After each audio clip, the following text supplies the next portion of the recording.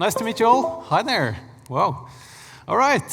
So thanks for inviting me here to London. I'm Erlend. I'm from Norway. I flew in yesterday. I used to live in England 14 years ago, actually, in Essex. I studied at the university there. Great to be back. And my talk is about the human factor, a human touch, actually. In the middle of lots of technology-focused sessions, I will be discussing people, just like you and me and everyone in particular who are not in this room, all right? So I think this is the most, interesting topic in security myself, although I have a technical background. I'm an engineer, and I've been developing software for as long as I can use a computer. I have been doing that. But I found people to be really interesting because it's so complex. And it's not like 1 + 1 = 2. It's just so many variations of people. I'm going to talk about people, and I'm trying to be, human in my message today. And that's why I'm going to tell you a couple of stories. And the first story is about Jessie. You can all see Jessie here. She is, I'll get back to that. First, let me just say about myself. Back in the really young days, back in school, I was a geek. I wasn't the most popular guy. I was a nerd. I was decent at football, though, but I was not the one being chased by the girls. And then Jessie shows up in my life. Looks exciting. Hi, Erlend. I saw you in my timeline on Twitter today. I'm not a very avid Twitter user, but sometimes. Okay, nice to meet you. I just happened to go along. Yeah, she's responding as well, and she's doing yoga. Looks like a nice person. So we just let the conversation go. We talk about traveling, and she tells me all about Dubai, where she's been a lot of times, and it's a really great place, a very exclusive place. Looks really nice, don't you think? Sends me a photo, flirts a bit, asking about my age, and I'm like, yeah, I'm 36, and she's like, yeah, that's okay.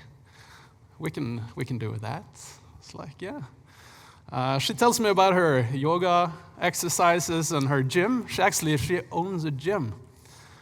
Very accomplished young lady. She runs a gym and do these sessions there. And I tell her a little bit about what I do.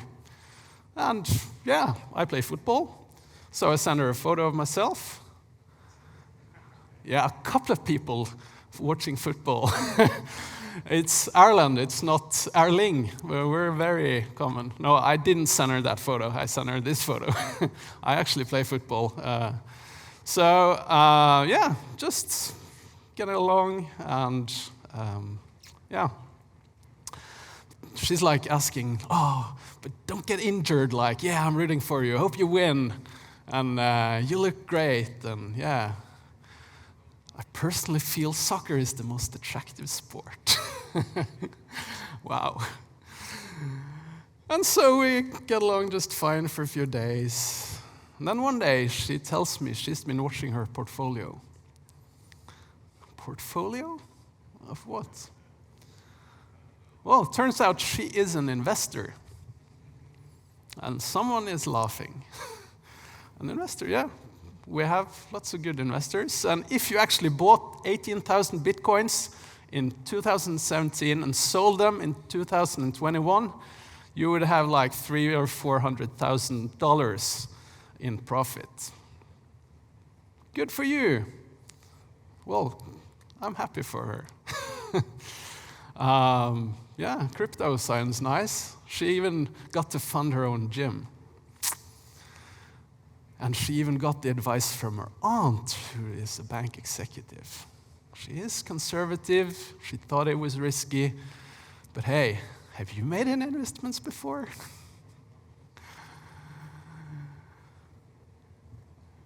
I'm like, well, no.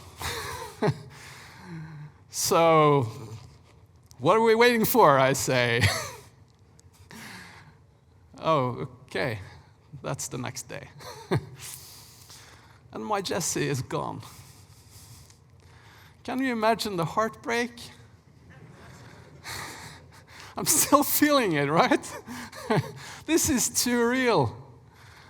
I mean, I was getting so very well along with this girl, and it turns out she wasn't only talking to me. Twitter disables accounts because they are scammers. So, you know what the worst thing is? Yeah, I don't think Jesse looked like the profile picture. It may even look like this. And this is the person I was getting so acquainted with, investing my time and energy in. Yeah. No, the worst thing, did I mention I'm married? So when I told my wife about this, you can imagine the reaction, right? Yeah, it was an experiment, and she knew. So we're still married, no problem. Jesse was an experiment from my side. I don't think Jesse knew that I knew about her. But I was collecting data. I was building a story because I try to tell these stories, make it real to people how these things work. And stories, they have a unique ability to let people in on understanding through actually getting emotionally invested in the story. You get curious, what's happening next? And I could really relate to this myself. I don't know if anyone could relate to actually being in this situation yourself, or have been.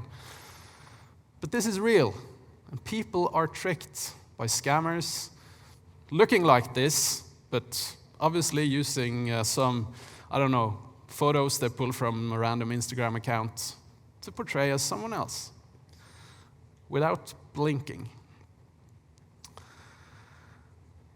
And they use science of psychology, science of influence, and there are a number of tricks in the book, actually. And I'm going to go through these 7 tricks that, well, scammers use to build influence or build a relationship with you. But the interesting thing is they were originally developed for actually improving sales performance. They were used for good.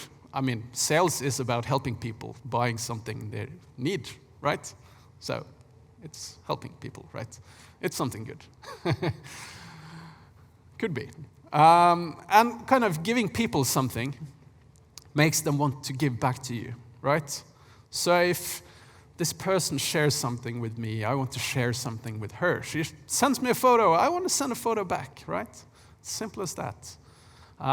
You invite someone to a party, and yeah, you would like to invite them back. But often the key is how you give it. It has to be kind of unexpected. Then you will have the most impact. And when I talk about these influencing techniques, please note that they can be used for good and for bad. So now we heard a story about the bad, but you can also keep in mind, since we are security professionals here, we can also use, I don't know, call them tricks, but I don't know, methods for influence. Because I know technical people like us, we have a tendency to speak in technical terms.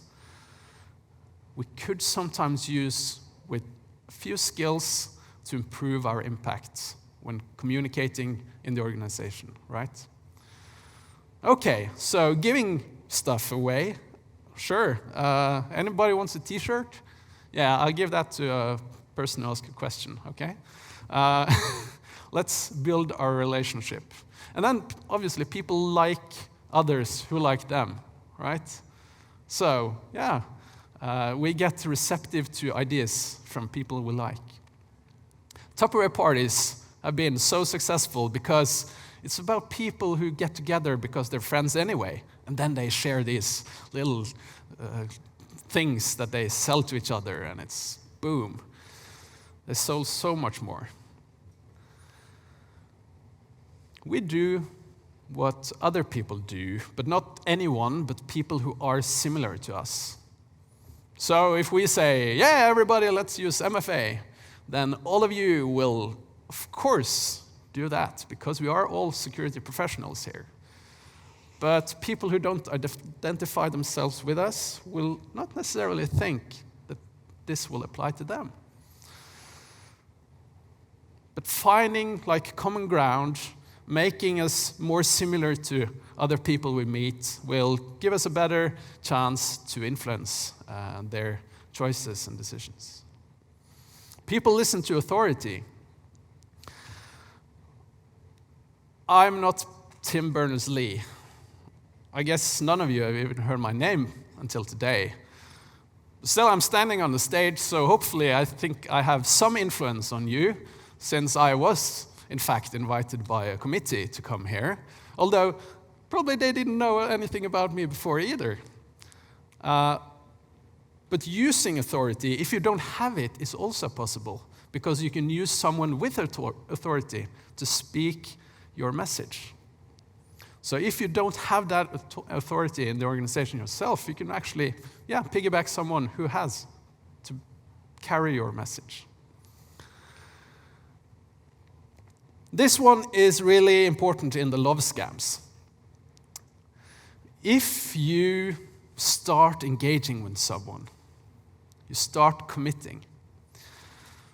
When you respond to an email pretending to be from your boss, saying, hey, I need help with some urgent stuff, and you're like, hey, yeah, I'm ready, what do you need?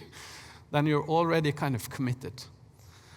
And then the response is, again, it's very kind of innocent. It's like, yeah, I just need to buy some gift cards. I was like, yeah, okay, sure, I can help you with that. And then for each commitment, each statement, you commit more. Same in love scams. When you develop a relationship, you commit to them. And that's why even victims of love scams, who have been tricked for hundreds of thousands of pounds even, still can't realize they have been tricked. They don't want to realize they were wrong because it went so far. And then finally, people love an advantage and they hate to lose out on an opportunity. So this is also something people put up. So yeah, Jessie, she shared her success story as an investor, and of course I would love to be in her shoes. Right, so I'm going to tell you another story, this time about two people who are really friendly people, who are actually real people, Thomas and Anine. They are in fact my colleagues. They are students in Trondheim, Norway, and they started in our company, Secure Practice, in June on an internship for the summer and part-time eventually. And this photo is taken on a Monday, their very first Monday in the office. I met them in the morning, gave them their laptops, I introduced them to their colleagues, and then I had to leave because I was going to a seminar, actually, an IT seminar, a security seminar in town. So I just said goodbye, and I went out of the office. Heard a couple of talks, talked to some people, had some lunch. And then, as I was kind of going out of the venue to return to my office, I pulled up my phone, as I usually do. I got an email. All right. Okay, so this is supposed to be, this is from the company who held the event. And it says, hi, Erlend. We didn't see you here today for the event you signed up for. Please be advised, we had like a no-show fee for the trouble. So, yeah, but in case this was a mistake, just click here. And can you guess what happened? Boom. Yeah, I got rickrolled by my own colleagues on their very first day at work, and it was me who fell for it. Of course, they had some help. Yeah, thank you. Thank you, thank you. I fell for it. And yeah, applause to them, not me. Yeah, young people these days, right? So, yeah, that was me coming back into the office. No, I fired them, so don't worry. No, we actually laughed for many days. It was so funny. I must admit, I've been probably responsible for sending some hundreds of thousands of simulated phishing emails through the years to other people. So it was about time I got some payback in return. So yeah, happy to do that. Phishing simulations, anyone do that? Or phishing tests, what do you call it? Phishing awareness training, yes. So I don't know if anyone works for GoDaddy, but they did this thing a couple of years ago. In the middle of the pandemic, we have a Christmas bonus for everyone. Yay! Click here to redeem, of course. Wow. This backfired heavily. You think this was nice to do? No. Do you think this was necessary to do? Yeah, I think that's where the discussion goes. I mean, would any cyber criminal have the ethics to not pose as a Christmas bonus? No. So why should we avoid doing this? That's a good question. But I'm going to talk a little bit now about building trust in an organization.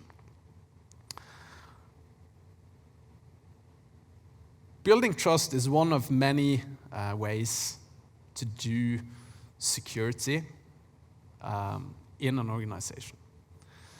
Another way, though, is fear. Yes, we can use fear. Scaring people, saying everything is dangerous, do not click on any email, right? Fear is unpredictable. Some people just, oh, well, yeah, doesn't apply to me. People respond, they're nervous. They stop clicking on emails altogether. Maybe fear has a short-term effect, but a negative long-term effect. Can you always use fear? No, you can't. It has its limitations, and this has also been a topic of scientific research. Zelenska in 2014 did a survey, found that fear for phishing had no impact on phishing avoidance behavior. And that's 8 years ago. Fear can compromise an organization. Fear of telling the truth.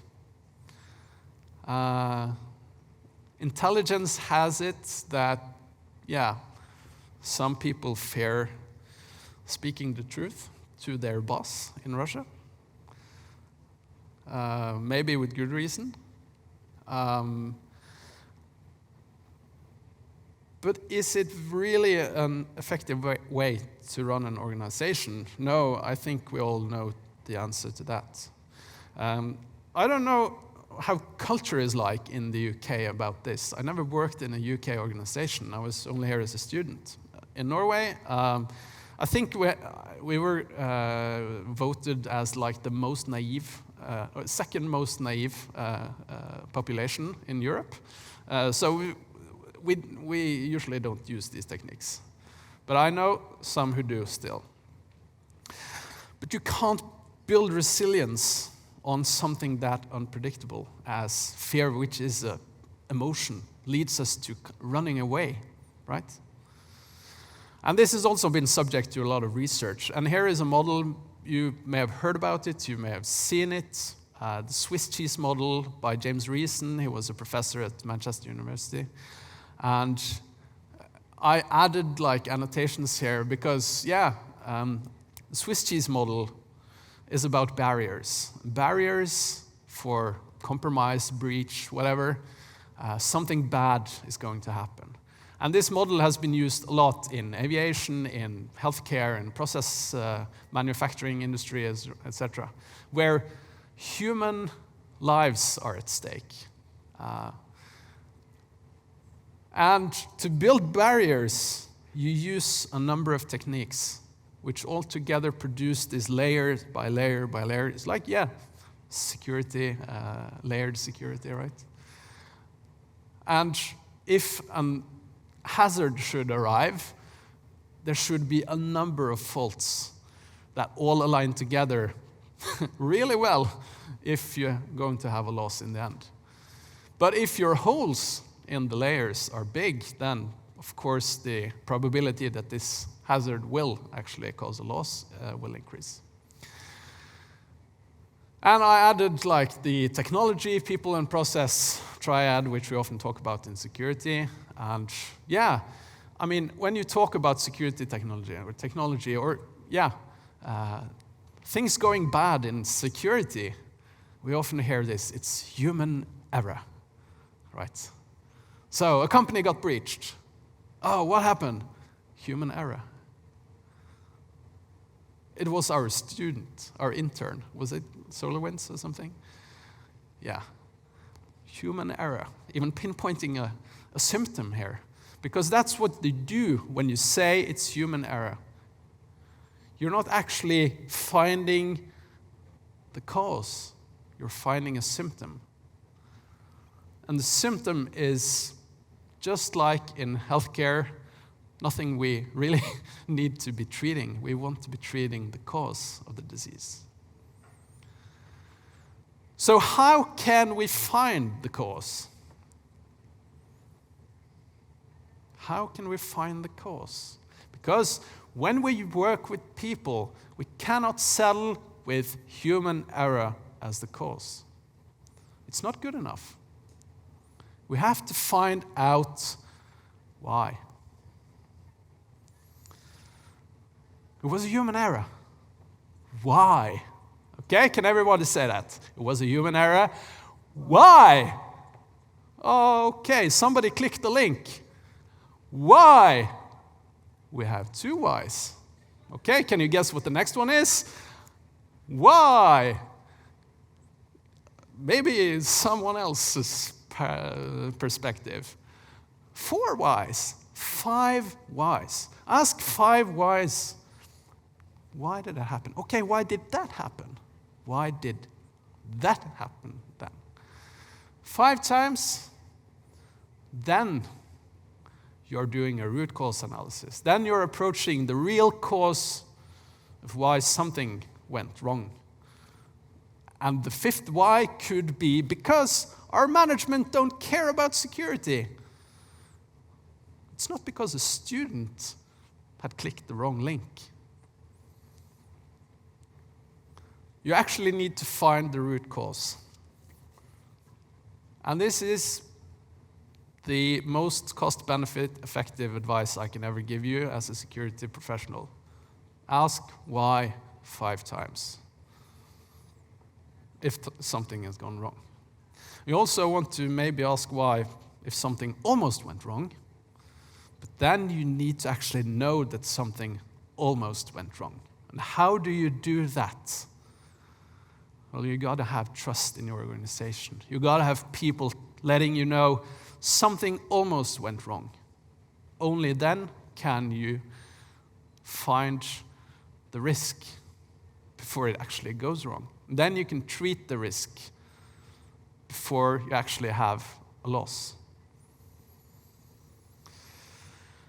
Okay, I'm going to dive even deeper into human error and how we can actually answer to these whys, okay? Because research in mentioned fields of healthcare and process control, etc. They have been researching different kinds of human errors. It's not just one. There are many kinds. This one, we can call that a slip. Obviously, the journalist who wrote a piece and happened to forget or slip. It's just like, yeah, Tom McEldrawn, who asked to remain anonymous. Nice. So it was just, he wasn't intentionally doing this. And this is like the first class of errors, like the unintentional errors. People aren't trying to do bad, but they just do, because they're people. People make mistakes. Okay. Slips. And this can happen also, in IT security, like, I can come up with some examples afterwards. I think I'd spend too much time if I come up with examples for everything. This one, it's called a lapse. It's when you actually forget that something was actually the case. It's very similar to a slip, but it's another class kind of errors from research. Forgot that the bus was too tall for the bridge. Here we have another one. It's called a rule-based mistake.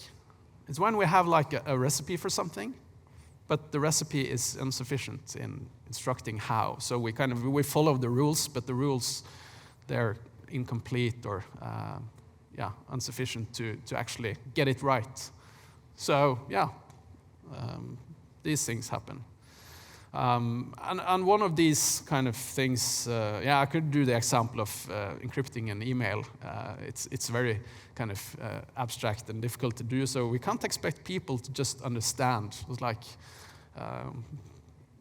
the concept of email encryption. So there are so many ways to do it wrong. You could give a recipe, but people don't have the understanding of validating an email signature, right? Then you have like lack of knowledge or knowledge-based mistakes.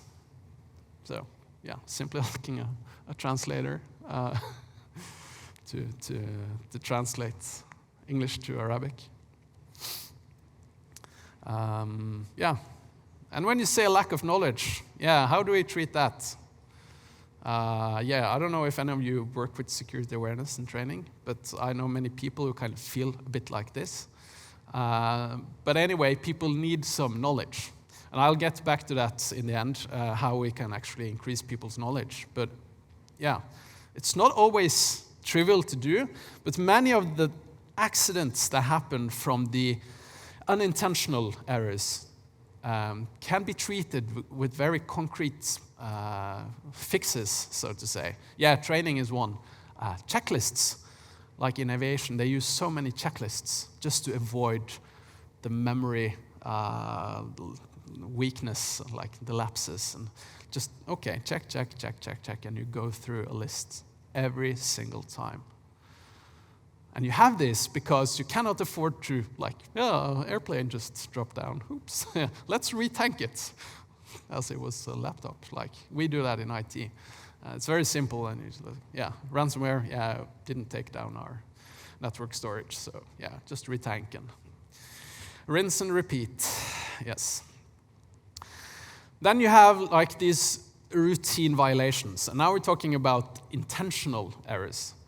So routine violations, they get so common that people, I know we have this rule, but we kind of just don't follow it. And then our new colleagues come in and see we're not following the rules, so we get even more rules kind of broken and omitted.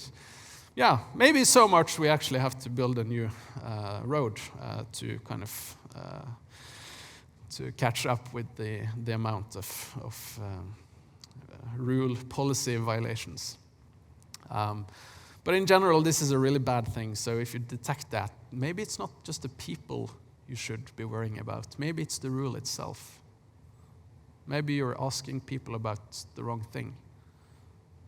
Or maybe you're not supporting them enough. Maybe they need a better tool.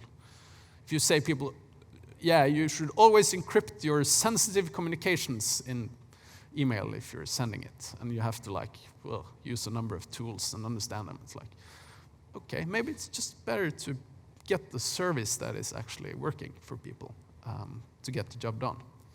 So they don't build this shadow IT, lots of services that you don't have any control over.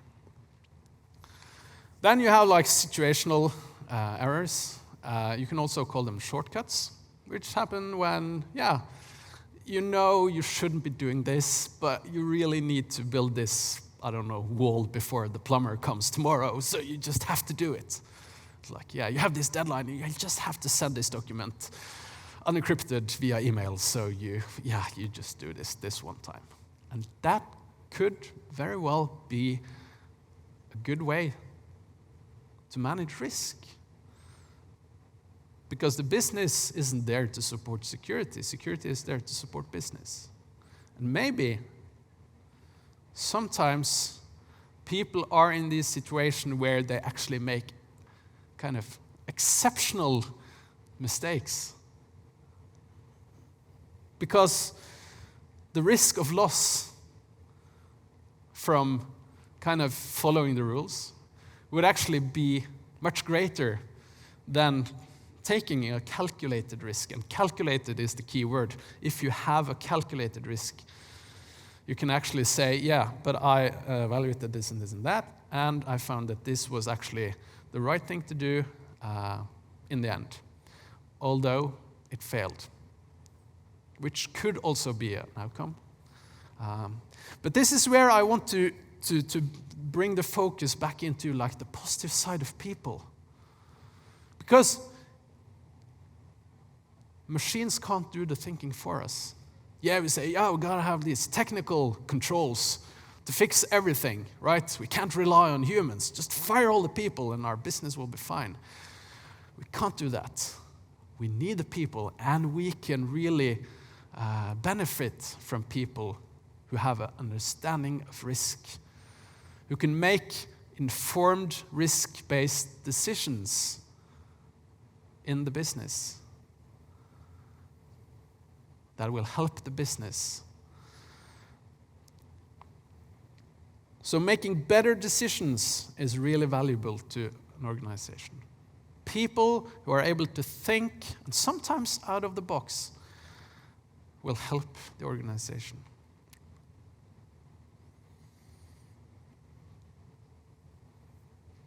And sometimes people just need clear instructions. Have you ever flown an airplane like this? One of you have, right? Is it fun? I never did. Scary, because it has only one engine. Sorry. Around the thunderstorms, right? You can't go through. It's a small aircraft. It has only one engine. You know, did you ever read the manual before getting into the plane? You were in the back. I guess the pilot had read the manual. You know what the manual says on the Cessna one-engine airplane? If you have an engine outage, what should you do? Anyone? Start crying?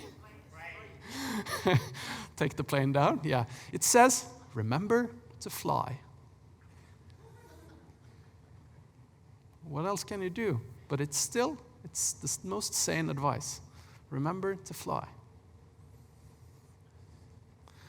And we need to understand both the technical dimension here and the human dimension. And we need to give people the tools they need to stay safe. And then people can make the exceptional outcome out of lots of situations. We would really kind of fear, but still, if we manage to build this understanding of risk, then people are much better equipped to do the right thing.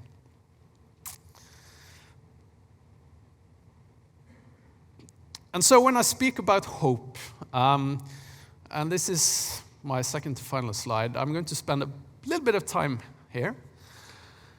Because we've been doing some research and building on some previous research, actually from some exceptional research done here in London, University College in London. Angela Sass and her team used to, for 2 decades, built so much knowledge in human-centered security. And I've been scientific researcher myself, reading all this research, and now as an entrepreneur, building ways to communicate better with people in terms of risk. And if you have a look at this model, it's actually boiling down a lot of several studies and also some interdisciplinary ideas. I don't know if any of you have heard about personas. In software engineering and product development, you have these personas, which are kind of stereotypical users that you build based on, you do interviews and collect data about your users and their, needs and who they are and how they do things and want to do things, or in order to understand better how you can help them. And I think one of the things we can really do better in security is, not relying on fear and this,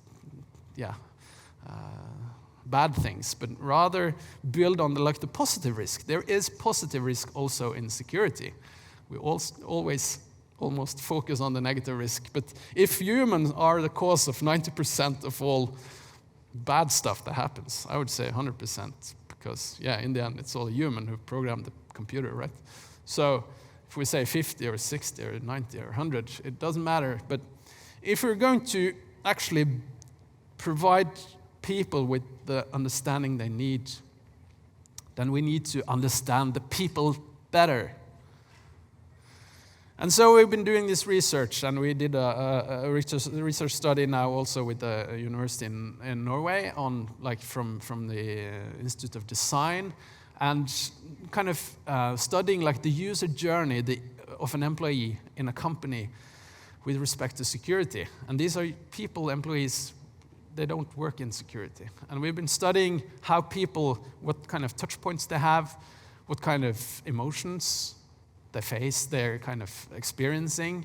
Is it fear or uncertainty, or is it joy? Yeah, new security awareness video, or phishing tests I got caught again, or maybe we're laughing because we're having fun. We learned something new, right? The self-efficacy, how people actually believe in themselves and their own ability to do something securely. Do you believe you're able to enable MFA on Facebook? Do you believe you're able to do this? Yeah. I kind of expect security people to be expecting themselves to be enabling that, right?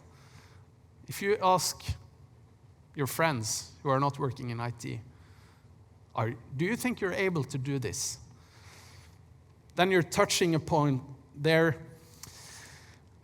both their risk understanding, but also kind of their interest or affect. Affect is the academic word they use, but it's what do you actually feel inside when somebody talks to you about multi-factor authentication? Or MFA, and you're like, MFA, what's that? I have no idea. So I think it's possible, and based on these studies and our own research also, to actually try to see if, we have these people who have a high degree of risk understanding and also positive interests and a positive effect towards security and compliance, right? I guess most of you guys are in the top right corner here, in the green smiley face. It's a group and it's large because we're in a security event. Maybe in our company we also have these large groups of people who, they know what they need to do and they're happy to do it. Champions, they're called, maybe. Then you have the positive ones, but they lack the risk understanding. And these are people who are kind of happy to receive whatever knowledge we can give to them. Microlearning or phishing assessment is I learned something today and it's good, right? And then you have the people to the right, lower corner, they want to be their own kind of boss. They don't like compliance. They want Linux on their laptop. I don't know. They have a high degree of risk understanding. Maybe some of you are here, but they're not interested in compliance. You kind of have this friction between like the security team or compliance team and how they actually need to work. Maybe they're developers. They just need to get the job done. You can't compile your software without admin rights on your PC. So you need admin rights, right? You have the ones low on fact and low on risk understanding. Research proposes you could fire them. In Norway, that would be illegal, but I don't know. Yeah, you kind of just have to help them however you can. If you fire them, you're kind of treating a symptom. But maybe all hope is out, but hopefully not. And then in the middle, you have like the big fuzzy blob. And yeah, most people are there, but maybe if you like poke a hole in them, maybe you can find out if they're moving somewhere in this model. So this is what we're researching. And I think if we're better able to understand the people we're communicating with, we're better able to actually design a message, to create a message that people will respond to in a positive way. That will actually increase their effect, increase their own belief in their own ability to make good security decisions. And if we can do that, we can achieve a risk-aware workforce. People who are able to make the exceptional decisions whenever needed. Not just the, I don't know, random luck or unluck of human error. So, just to put a smile on people's faces, you can go to lockmeme.com if they forgot to lock their PC. We just created this. Our students, actually, Anian and Thomas, they made this website during the summer. So another day, another meme. Have fun with your colleagues, lockmeme.com. And if you have any proposals, feel free to send them to me. Just to put a smile on people's face and learn, okay, here's a new habit for you. Press these buttons. And then finally, just to recap the entire presentation, all of these points, maybe you remember them, about influence, okay? Because it's not all about social engineering, that we need to teach people how to avoid social engineering and manipulation. We also need to learn something about people. We also need to learn something about being human. Maybe even expose ourselves to a love scam just to get the feeling of how things work and how maybe other people experience this. We had the discussion in the pub yesterday. It was like, yeah, can you actually do this for fun? Actually, it is a little bit of fun to expose yourself to this. Can be. If you're just wasting another scammer's time, could be worse. All right. So with that, I say thank you for your attention. I'd love to come here, and please, if you have questions, feel free.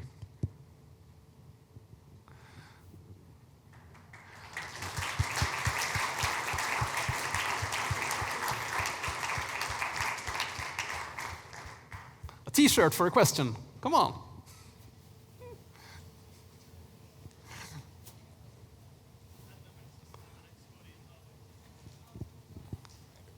I do have a question regarding the 5 whys, because if you deal with companies in Singapore, I'm just saying this because I come from there, usually when we go to the 5 whys, people are very used to having every answer other than management being the issue. By the time we hit 5, it's usually somewhere else, like a vendor issue or that issue. How do you make sure that they focus on what is actually happening?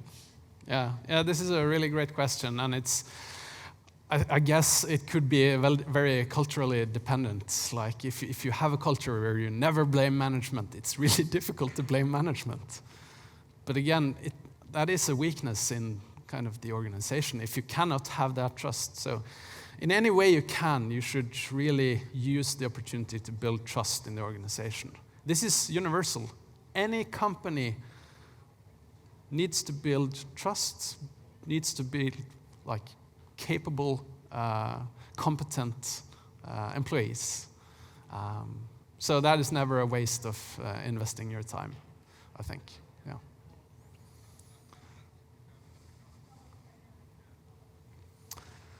Does he get a T-shirt?